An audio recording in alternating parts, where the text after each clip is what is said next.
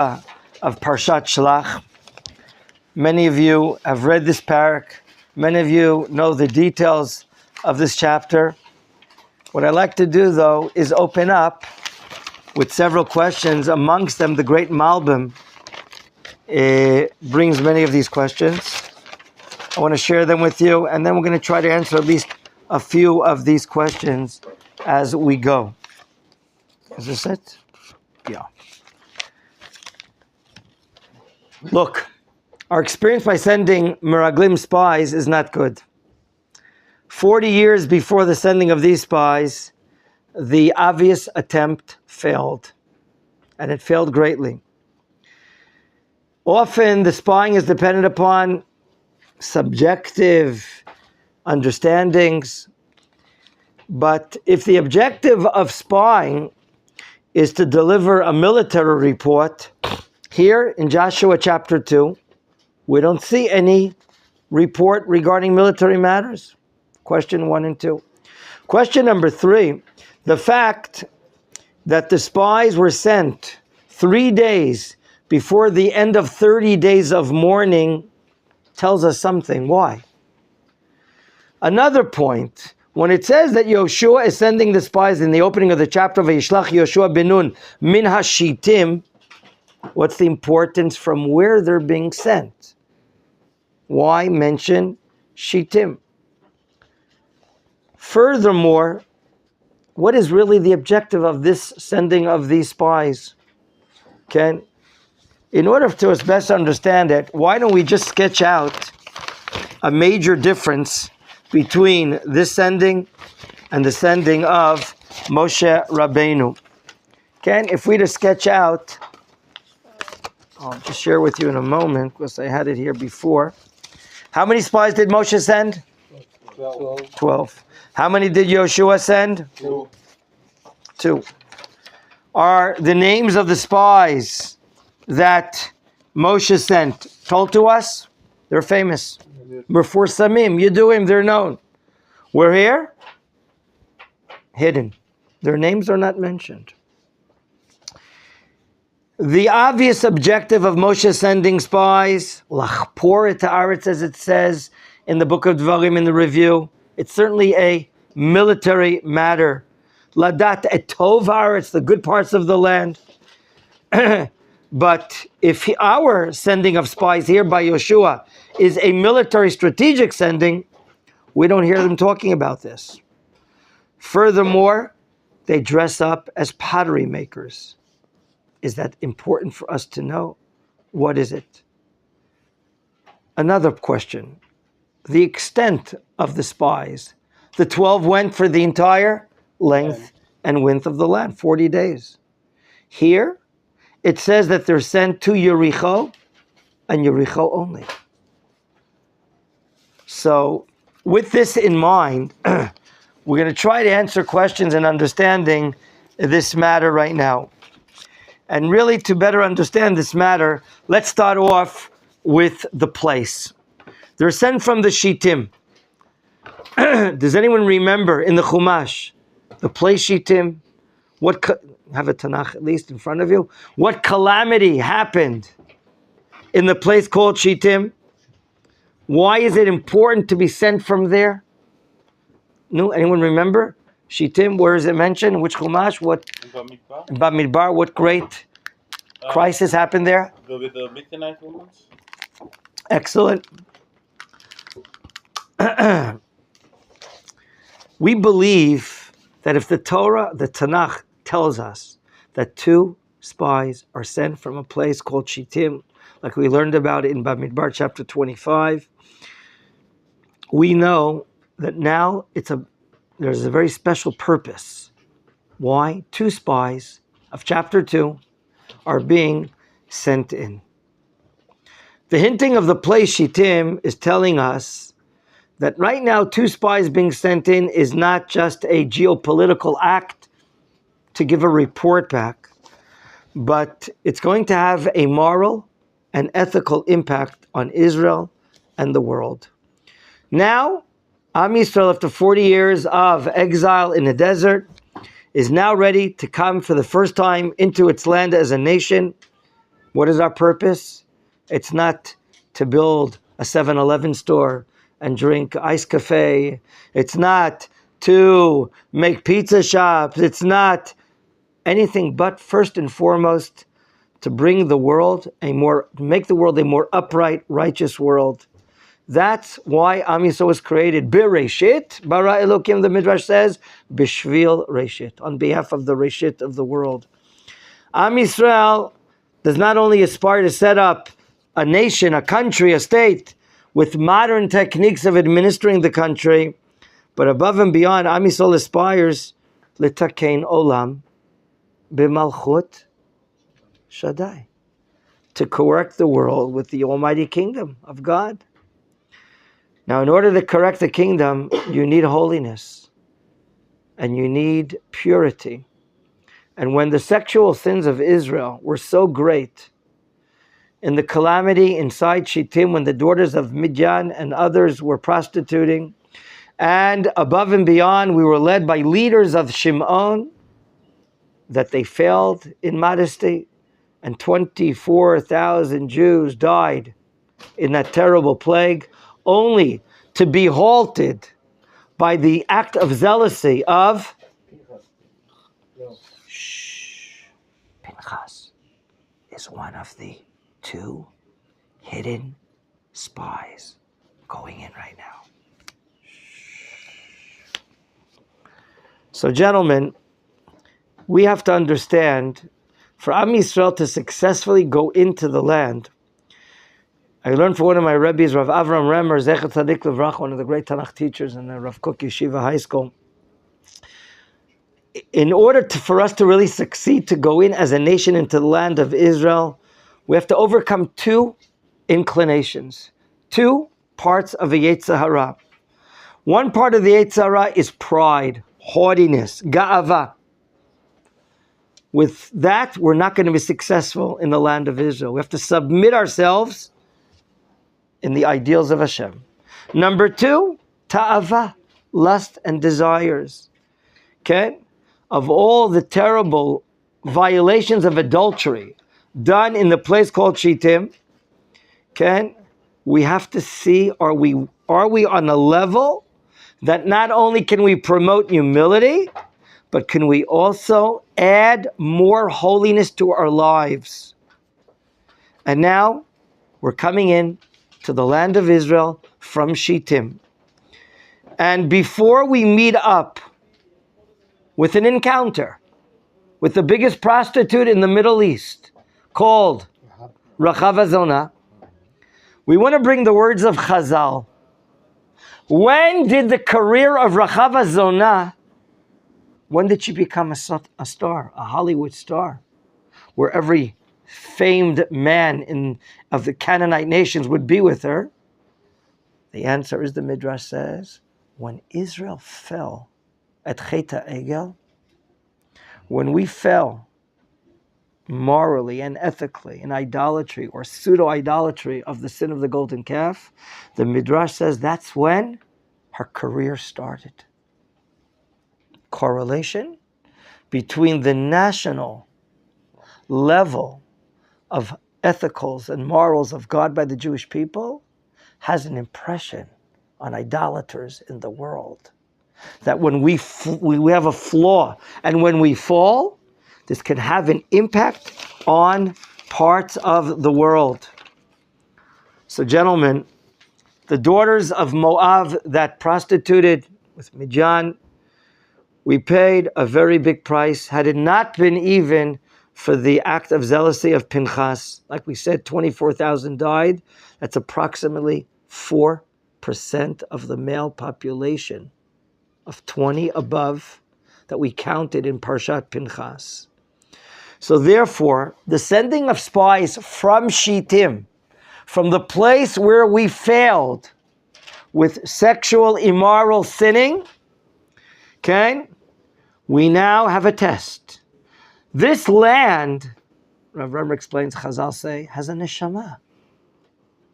I know we're used to saying a neshama is only inside a member of Israel, but there's a neshama inside the land.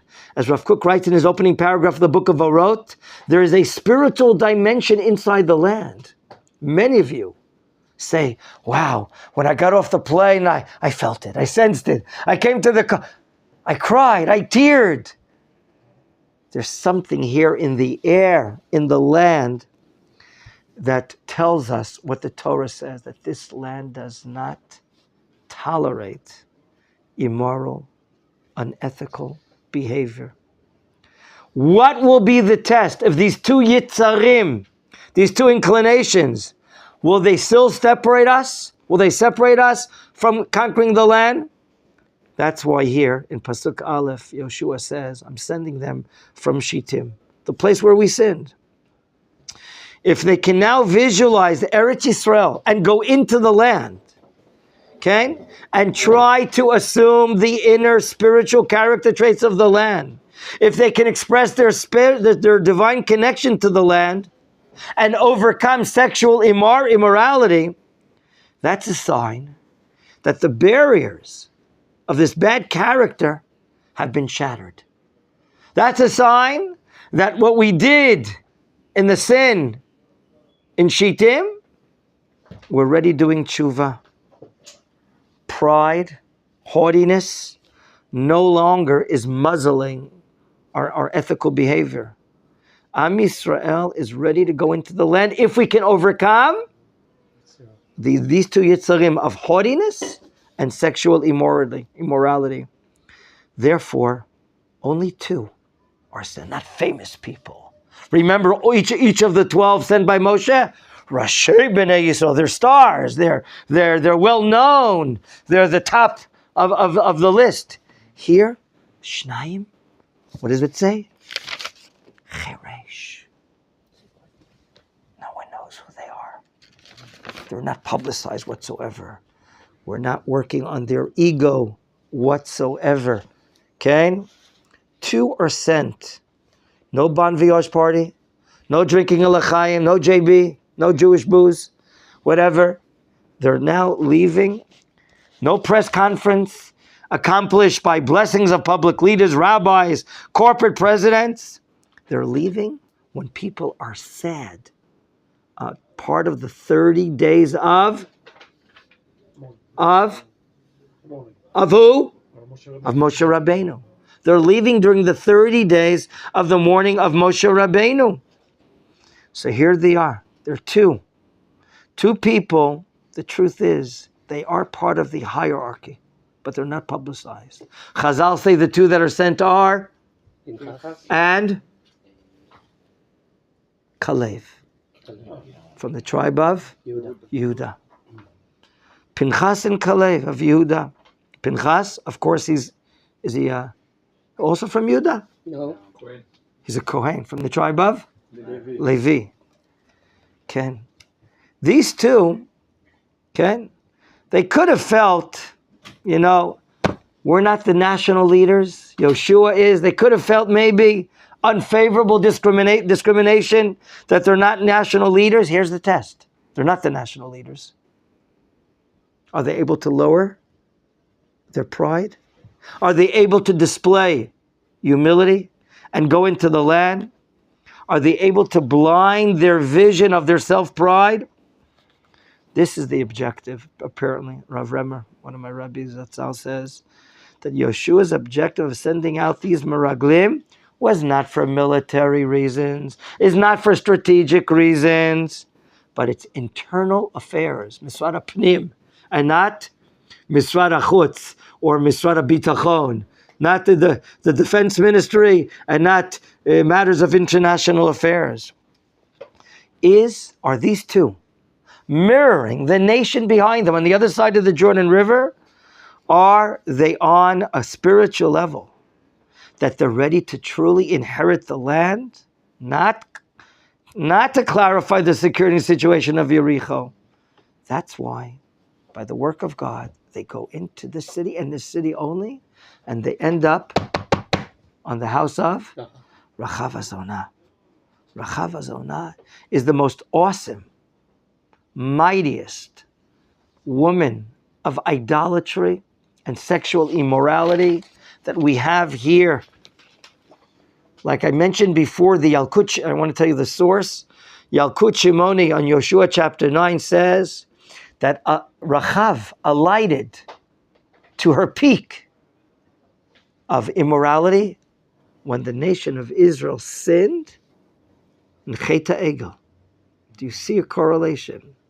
Then she has behind her belt 40 years of prostitution.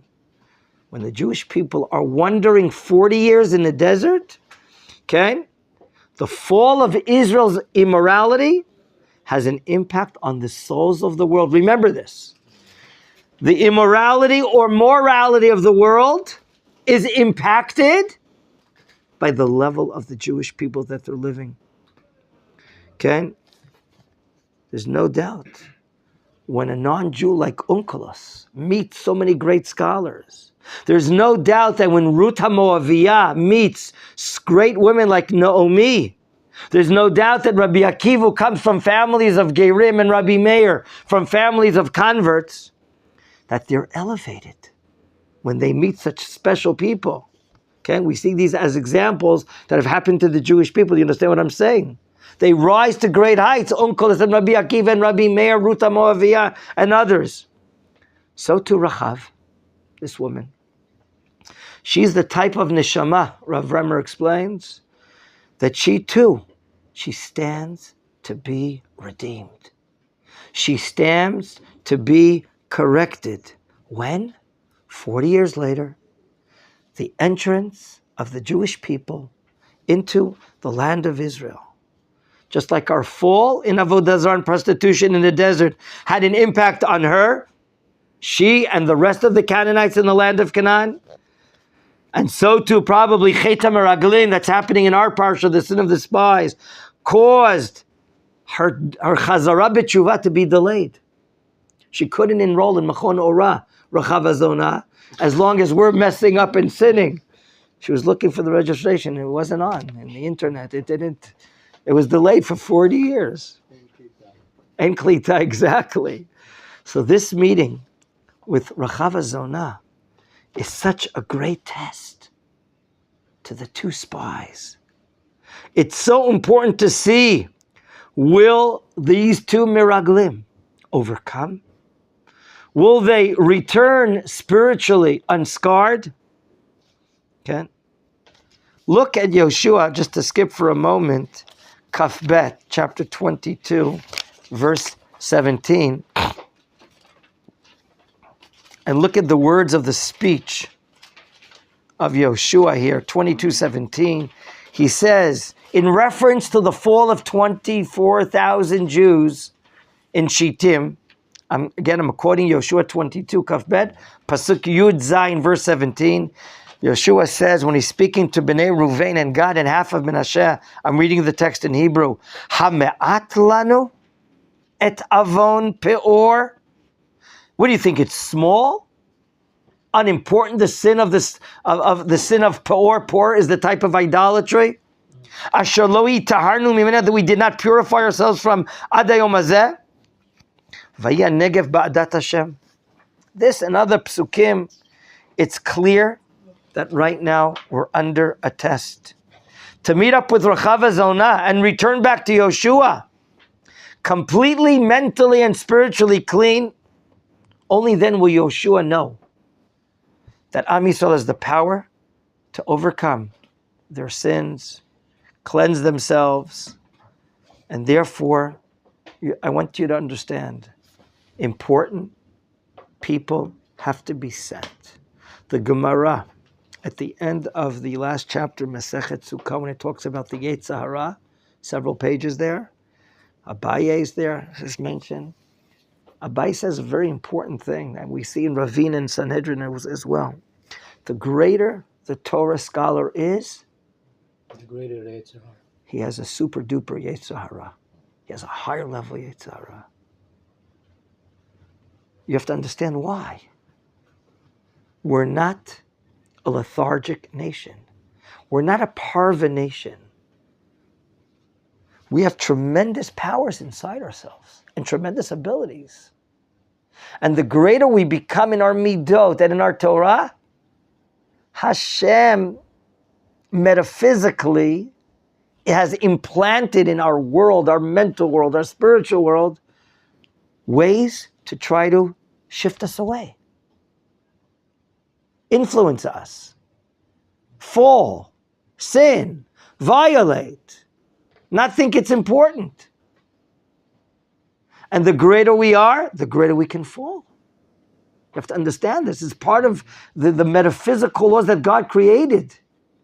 Because if He would not create these powers of Yetzer Hara, it would be like a rose garden for all of us. To become such tzaddikim with ease, no problems, glatt kosher, chalak, smooth. No! Hashem is giving us a difficulty purposely. So the more we overcome, the stronger we are.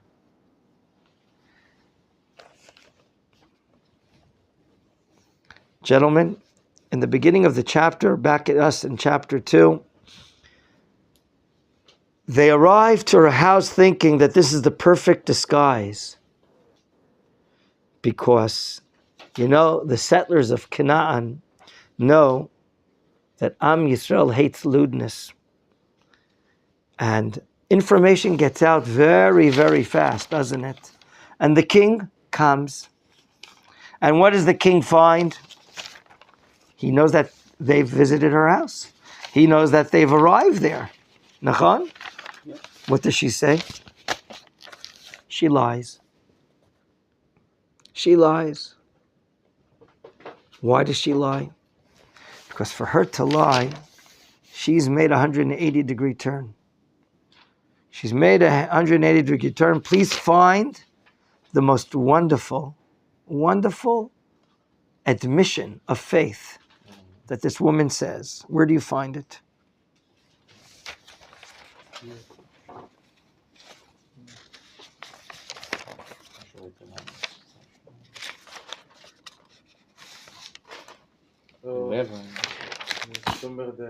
Which pasuk? 11. There's 11 and 12. Okay, very good. Look what she says. Gentlemen, she almost makes a prophetic statement in verse 9 when she's saying the following, Yadati, I know, ki natan Hashem lachem et haaretz. She admits, Yud K Vav K, she admits to the holy name of God, Hu Haya, Hu Hoveh, Vehu Yiyeh. The Jewish people are about to come into the land, as we said 10 minutes ago. This is a correction for mankind. At the end of this chapter, the terms of marriage are ready.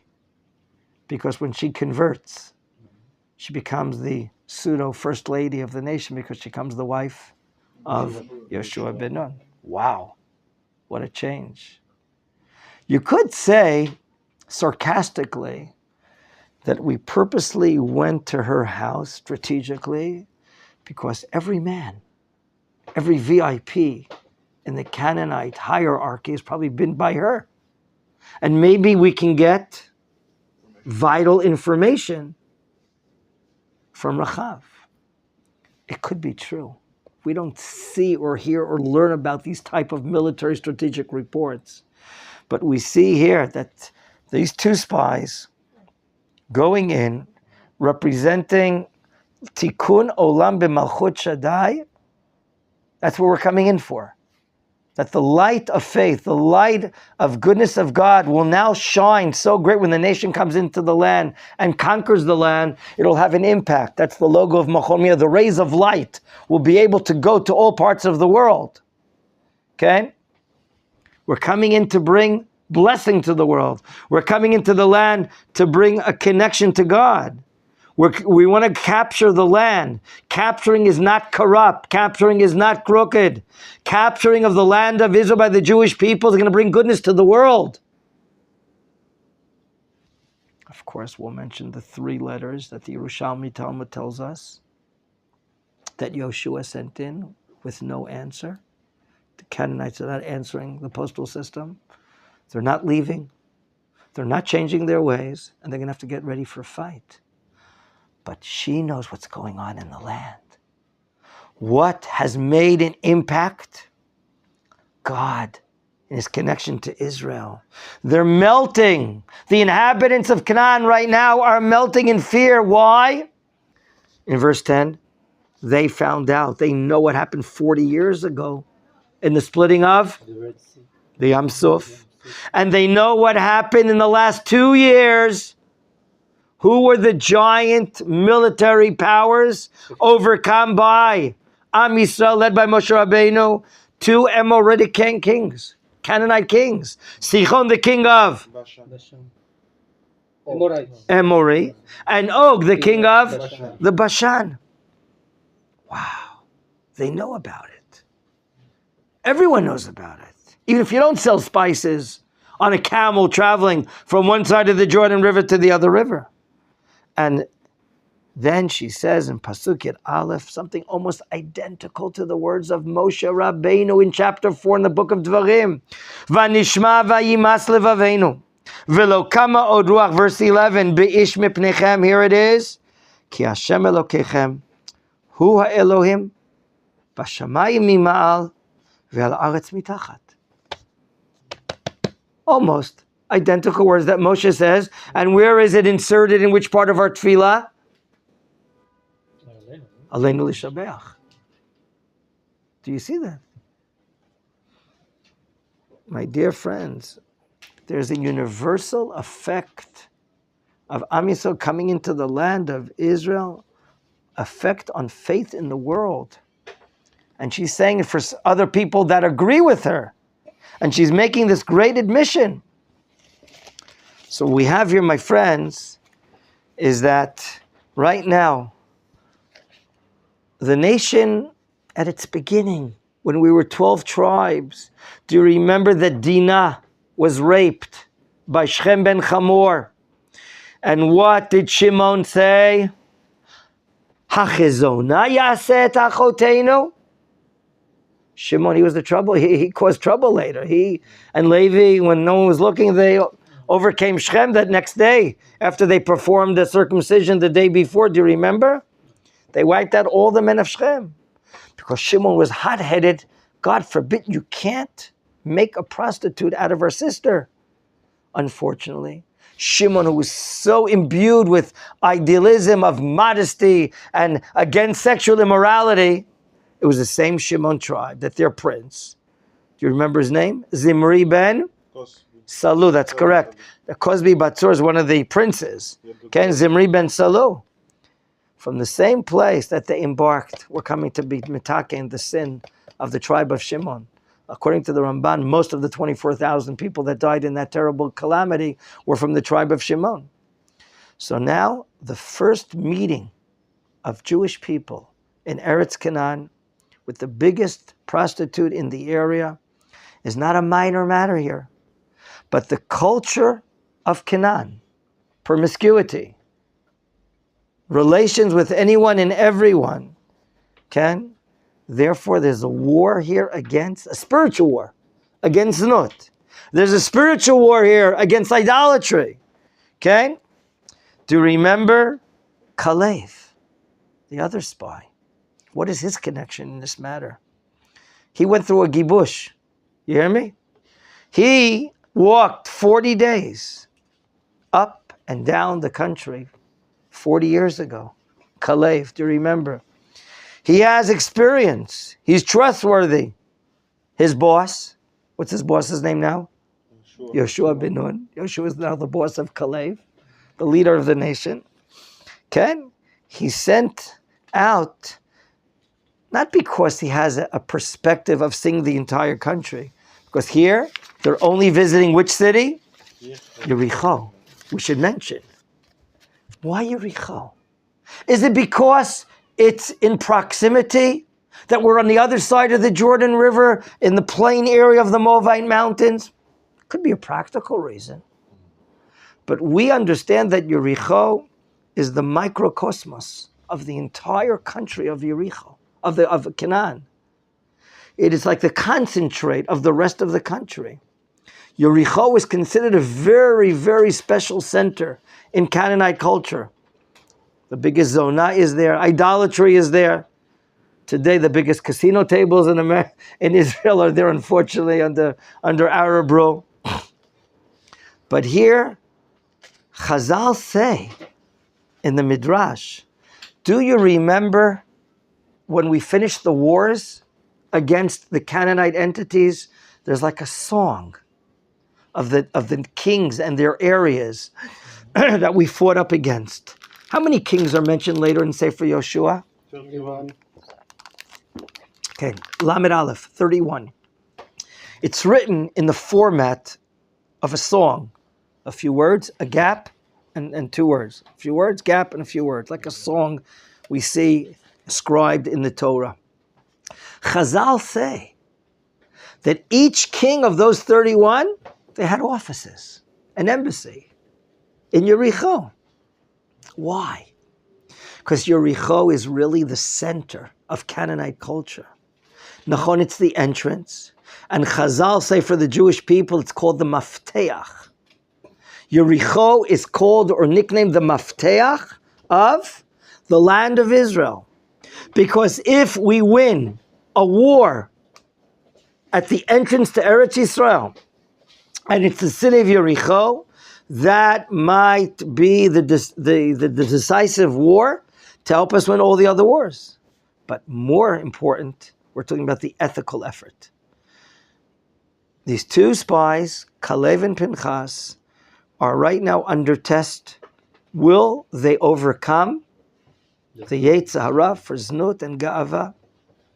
So therefore, here in Yericho, the center of Canaanite culture, 2 spies and not 12. They're all sincere, no press conferences before they leave. Okay? They do a dramatic act previously. What? It says here that these two are cheresh. You see the word in the opening of the chapter? Vayishlach Yehoshua benu min hashitim shnaim anashim meraglim cheresh. What? What is cheresh? Secret, quiet. You know, the city of Yericho is a very loud place. It's a very wild place. She's the chief zona of the entire country. She, a woman called Rachav, she's a very loud person herself. This Rachav, what could it mean in Hebrew? Width, wide, wide. It symbolizes her personality, which is very loud and noisy, promiscuity, and so on and so forth. These two, just the opposite, cheresh. But the Gemara says they came camouflaged. Camouflaged from the word cheresh, cheres. What are klei cheres? Do they require tevilah in the mikveh made by a non-Jew? What are klei cheres? They don't require it. It's like Pottery. Pottery, thank you. Clay, thank you. They camouflage themselves as dealers, merchants of clay dealers.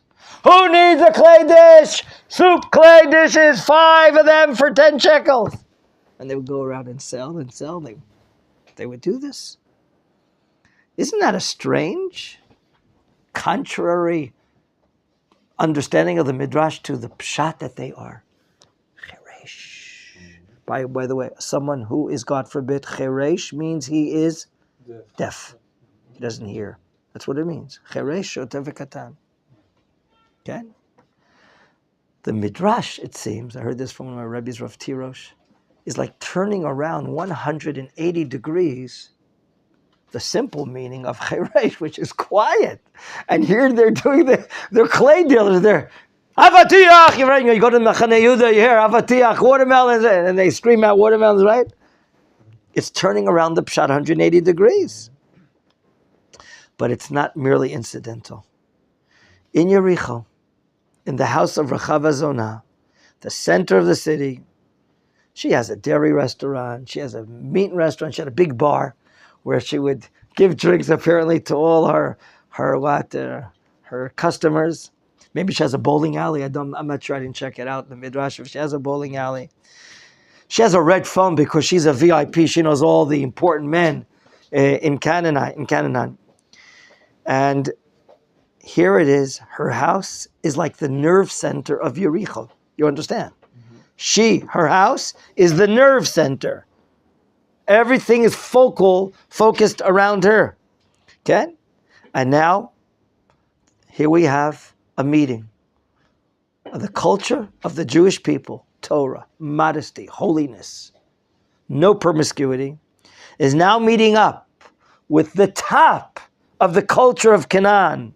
Prostitution versus modesty, face to face. Here it is in this house. And here they meet together and she says, Yadati. What? I know God. I know the God of Israel. I recognize what happened 40 years ago in the splitting of the sea and what happened in the last 2 years of the might of the Jewish people to overcome Sichon Melech HaMori and Og Melech HaBashan. Wow. Here it is. We were coming with a defense line, and here she admits to Moshe Rabbeinu, Am Yisrael, to God. She recognizes that was the hand of God in these wars. And you know what? When the police arrive, when the king's secret police arrive, notice what they say in Pasuk Gimel. Hotzii ha'anashim haba'im elayich asher bo leveitech. When you read that term, Hotzii ha'anashim, do you remember a similar term in the book of Bereshit? What do you make an association to? They're knocking on the door. Take them out of the house. What was that referring to? Do you remember? Exactly. Very nice, Michal. The situation in Bereshit, in Sdom, where the people in Sdom, there too they represent the summit of adultery. Gay men, Mishkav Zachor. They wanted to sleep with the men there on the place and do sexual crimes. Okay? Maybe they too, here in the land of Canaan, their lives are devoted to sexual sinning. By the way, a prostitute in the language of the Torah is called a kadesha, from the word kadosh. In other words, znut could belong in the vulgar world of people to think that they're holy. They're called a kadesha. In Eretz Canaan, the znut and avodah zarah are connected together. There are trends of prostitution and idolatry. There are people that have these drives to do what they do. It's part of their ideology, the ideological. Here the king of Yericho, he wants to have relations with the people that are there, to do bad to them, like we see in Sodom and Amorah. And here, she saves their lives. She puts them up on a roof. She tells a story, yeah, they were here, but they left. And they mention on the Gag, on the roof. Do you remember in Sefer Shmuel, we also learn about a Gag? What meeting happened on the Gag, on the roof in the book of Shmuel? Do you remember? What? Shaul. Excellent. Shmuel Hanavi takes Shaul throughout the night on top of the roof, and apparently they're learning lofty matters of holiness, of prophecy, of laws of kings, and so on and so forth. It could be here as well. When she has them on top of the roof, she is also being taught by the two spies the objective of the Jewish people coming into the land of Israel, the holiness of the Jewish people, that this war is a milchemet mitzvah. And then she makes a bold request. After admitting to the oneness of God and that He is the mighty power behind the army of Israel and you're going to win the war because the hearts of the Canaanites are melting. She's telling us exactly what's happening, that we just have to come in and fight. She then asks, save my life. Save my life. Can we put outside, like we see in verse 18, a red, scarlet thread? We're going to tie by the chalon. Does she deserve to be saved, my friends? Question number 2. Is there or not a violation in the Torah? We learn in the book of Dvarim, quote, Lo techayeh kol neshama. What are we not allowed to let live? Any Canaanite cannot be left alive. Torah says, Lo techayeh kol neshama. Should we or should we not save her life? Does Yehoshua agree or does he not agree? And why? And why? She made tshuva. Excellent. She made tshuva. Not only did she do tshuva, she saved the lives of these two. Yeah. When the coast was clear and the police thought that they went running and they thought they went to go to cut off all the passageways of the Jordan, so they started looking which direction? East, where the Jordan River is, east of the city of Yericho. Then, when the coast is clear, she sends them out to which direction? West, to the mountains. Hide there for a few days until the coast is clear. You'll camouflage yourself like they camouflaged themselves before, and they'll go. Who saved the lives of the 2 spies? Rachav. So does she deserve or not? Yes. Yeah. What? She saved them. Very nice. Midah keneged, I think also. Midah keneged midah. She, first, you have to say what you said first. She's no longer an idolater. Yeah. The laws of lo techayeh kol neshama, do not leave alive every soul of these Canaanites in the Milchemet Mitzvah, is because they're idolaters. The land of Israel does not tolerate idolatry. It only tolerates monotheism, and that's it. So she deserves it. My question is, she asks for a tip. Who does she ask to have their lives saved as well? Family. Abba, Ima, Achim, V'achayot. I was very bothered with this during Shacharit this morning. I asked several people, what answer do you have? She's asking, am I right that she asked for the word chesed to do with them? Do you see the word chesed? No, I don't see the word. You see it, but 1 second. Let's see. Right. She's asking them to swear in God's name. I did with you, chesed. And now, gamatem im beit. Oh, yeah, here it is. Do you see that? Vasitem gamatem im beit avi chesed. I think that as far as the din is concerned, yes, she deserves to be saved. But for her Abba and Ima, brothers and sisters, they don't deserve it, I don't think. She's asking for what? What word is she using? Chesed. Do chesed with my folks and my brother and sister. In other words, they don't deserve it.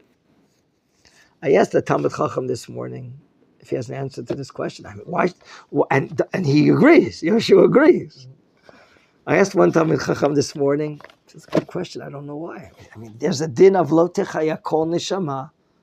Don't allow to live each soul of these Canaanites on these people. So why should they be saved? One guy didn't answer me. Another guy, whose parents live in Sderot, a good friend of mine, he's the Chazan here for Rosh Hashanah, Yom Kippur, Rav Mordechai Cohen. He says, you know how many,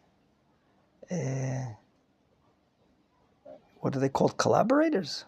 What are Arabs that are spying on their own people and giving us information? What is that called in English? They're called collaborators. In Hebrew, we call them mishatfei pu'ula. They're cooperating with us. Okay? When I used to do reserve duty in Ramallah many years ago, before the Intifada, sometimes I would do reserve duty with the secret police in their investigative quarters. And once in a while, who would come into the headquarters would be Arabs that are collaborating with, that are sharing with us. And I would have to check them, frisk them, that they're not coming in to kill us when they come to give information, whatever. So I would have to check them out at the entrance to the compound. I would check them to see that they're not terrorists or whatever, and that they're clean, no weapons on them, and this and that. So he says to me, his friend, you know how many Arabs and their families from the Gaza Strip are living in Sderot? Meaning they are befriended to the state of Israel, giving vital information to us. So he says to me, just like today, check patuach, we have an open check. We save the lives, not only of the collaborators, but we also take care of their wives and kids that are living in the state of Israel, and they're helping us. So we have to help the families here as well, he says. That's what he says. And then I thought of another. Anyone here have an answer why we should save them? Maybe does the Rabbi think that's applied for her? What's applied for Noah? What do you mean? Because Noah, he deserved to be saved, not his family. Hashem saved his family to continue the humanity. But in a sense, everybody should be killed except Noah. Right. But Hashem saved his. So why did he save? No, only Shem, Cham, V'Yafet and their wives. Yeah. But why? What is the logic? Most of the family Because in the merit of Noah. Oh, that's merit of Noach. And what are you saying? the most of the family they follow what he's doing. Oh, I was thinking about this morning when I was swimming, doing my exercise this morning. I thought of that answer as well. Maybe that the family of Rachav will do tshuva as well, Yes. like Rachav. And maybe it's worthwhile to save them as well. Aleph, in honor of Rachav, maybe that's one answer. This is the first and the second. And the second answer may be what you're saying, Eitan, that maybe they're going to do tshuva and they'll leave their idolatry and they do it. Maybe not. Maybe not. Yes, it says that, It it says in the pasuk that if you come out, you're liable for your own blood. Right. So they had to stay in their house until Israel will save them. Maybe the spies see that some of them is not doing the right way still. Maybe they will come out. My dear friends, what we see here is that you never know. In the darkest alleys, in the lowest places of Jericho, out of there shines a great light. A woman whose past is so marked with such an unethical behavior. And her neshama is illuminated by the fact that now Am Yisrael as a nation is ready. We finished the Galut of 40 years. We're about to go in. We're still during the 30-day period of Avelut on Moshe Rabbeinu. Yehoshua is going to be told by God to tell the police officers, get the nation ready that in 3 days from now we're crossing the Jordan River. The spies are sent quietly. They go to Yericho and Yericho only, and then they come back. The test has succeeded. We've corrected the flaw, the spiritual immorality of haughtiness and pride, together with sexual immorality. We have modesty, we have holiness. Pinchas and Kalev do their role. They meet up with her. Wow, what light she has. And now the scene is now ready to cross back into the Jordan. They safely there. We don't see anything, reports of anything. All they come back is say, go to the end of the chapter.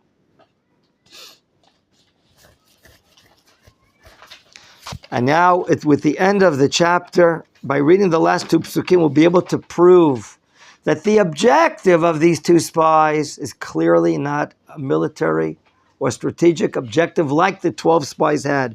The Tanakh says, and I'm reading Vayashuvu, they return. Shnei Anashim, Vayerdu Me'ar, they come down the mountain where they were hiding, west of Jericho. Vayavru, Vayavo, they pass what? What's the name of the water? The Yarden, the Jordan. Vayavo Yehoshua ben Nun, Vayisapru lo et kol hamotzot otam. What are they telling him? Vayimru Yehoshua, here it is, the end of the chapter. Ding, ding, ding. Ki natan Adonai bi'adenu et kol haaretz. V'gam namogu kol yoshvei haaretz mi paneinu. The land is ours. It's delivered. It's delivered. And the inhabitants of the land of Canaan, their hearts are? They're melting. Here, one of my rabbis, Rav Remer, explains, by this response of these two meraglim, it's clear to us that the objective of this mission, of this shlichut, is internal matters, spiritual, moral matters, and not strategic, military matters. And here, the sins done in the Shittim, the Avon Pa'or, no longer are a chatzitza. Do you remember what a chatzitza is when we go to a mikveh and there is something on my skin? That is a separation between the water and my skin. That's called chatzitza. Okay? What is it called? Interference. In English, it's called interference. Okay? Until now, for these last years, there's been a spiritual, moral interference on us to go into the land. The sin, through the Moabite women, the Midianite women, where 24,000 men, Jews, died in that terrible plague, that Pinchas stopped it with his act of zealousy. Okay? No longer does that sin become an interference. We've cleansed ourselves, we've done tshuva from these sins, we met up with Rachav, she's illuminated by us, we're illuminated by her, and now that's the report back. We're going to win the war. The hearts are there, the hearts are melting. B'ezrat Hashem. Shakoach, gentlemen. Have a good day.